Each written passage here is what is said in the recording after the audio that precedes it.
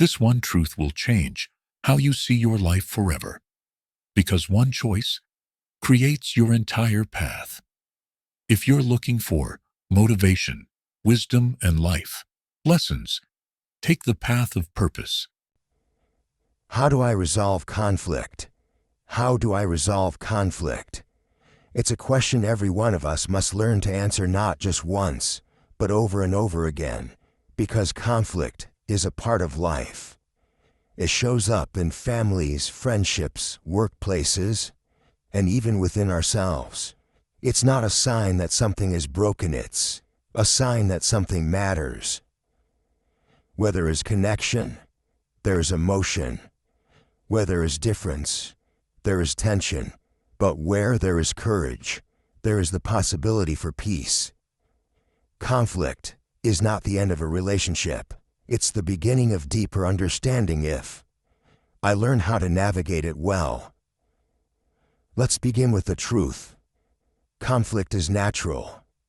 It is not a failure, it is an opportunity to grow, to learn, to strengthen what matters. But most of us were not taught how to handle it. We either avoid it, explode in it, or shut down because of it. But there is a better way, and to find it, we can look to history, philosophy, and human experience. In ancient times, conflict was handled through councils, elders, and structured dialogue. Indigenous cultures around the world used restorative circles to resolve disputes, not to punish, but to repair. These traditions understood something we often forget. Conflict resolution is not about winning, it's about restoring harmony. The ancient Greeks taught rhetoric and debate, not to argue, but to seek truth. Socrates asked questions to challenge assumptions, not to defeat opponents. Confucius emphasized the importance of respectful speech, self-restraint, and humility in resolving interpersonal tension. And in Buddhism, conflict is seen as a mirror and invitation to examine the self, to let go of ego, and to choose compassion.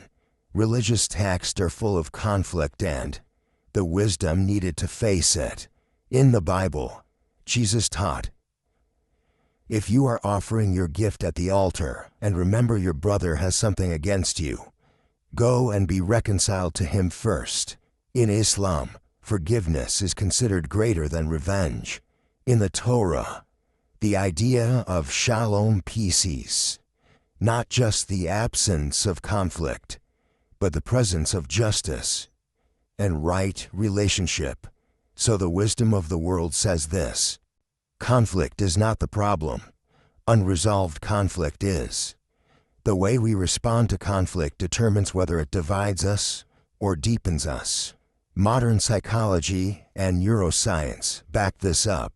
Studies show that conflict triggers the amygdala, fight or flight center of the brain. That's why we feel defensive, angry, or afraid. But when we pause and engage our prefrontal cortex, the part responsible for empathy, reasoning, and decision-making, we create space for resolution. John Gottman, one of the world's leading relationship researchers, found that it's not the presence of conflict that predicts whether a relationship survives, it's how the conflict is handled. Couples who manage conflict with kindness, active listening, and repair are far more likely to thrive. So how do I resolve conflict in real life? Step 1. Pause and regulate. Before I respond, I must breathe. Conflict escalates when I react in the heat of emotion, but if I take a moment to calm my nervous system, to breathe deeply, to ground myself, I gain control over my response. In that space, I choose clarity over chaos. Step 2. Reflect. Don't react. What am I really feeling? Hurt, fear, shame? Anger is often a secondary emotion. If I can name the root, what I'm protecting, what I'm grieving, I can express myself more truthfully. Then truth builds bridges. Step 3. Assume good intent. Most conflict is not caused by malice, it's caused by misunderstanding. When I assume the worst about someone's motives, I harden my heart. But when I assume they are doing their best, even if they failed, I open the door to empathy. Step 4. Use I statements. I feel hurt when I'm not heard is different from you never listen. The first invites dialogue. The second invites defensiveness. I must speak from my own experience, not blame others for theirs. Step 5. Listen to understand. This is the hardest and most powerful skill. Not listening to prepare my defense, not waiting to talk, but truly hearing the other person's heart. What are they trying to express beneath their words? What pain are they carrying? When I listen deeply, I create space for healing. Step 6. Seek resolution, not victory. Conflict is not a contest. It's a conversation. The goal is not to win the argument, it's to win back trust. To find a path forward that honors both people, resolution means asking, what would healing look like for both of us? Step 7. Repair with action. Apologies are powerful, but incomplete without change.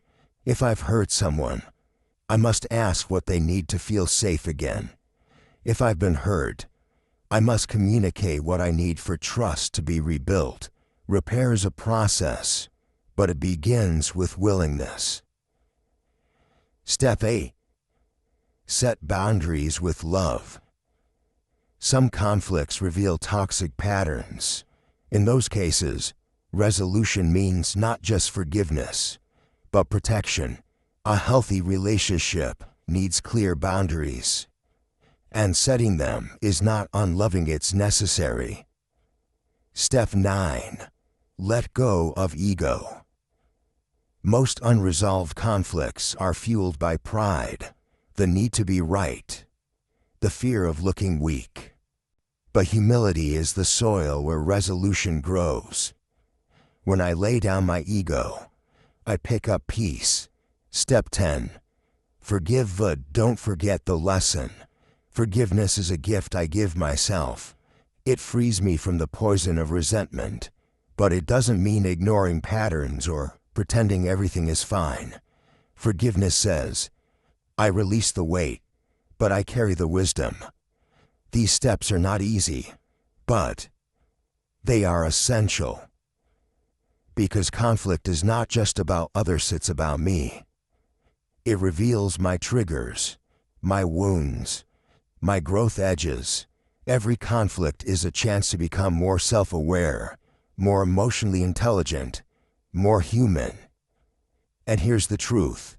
I cannot avoid conflict if I want real connection.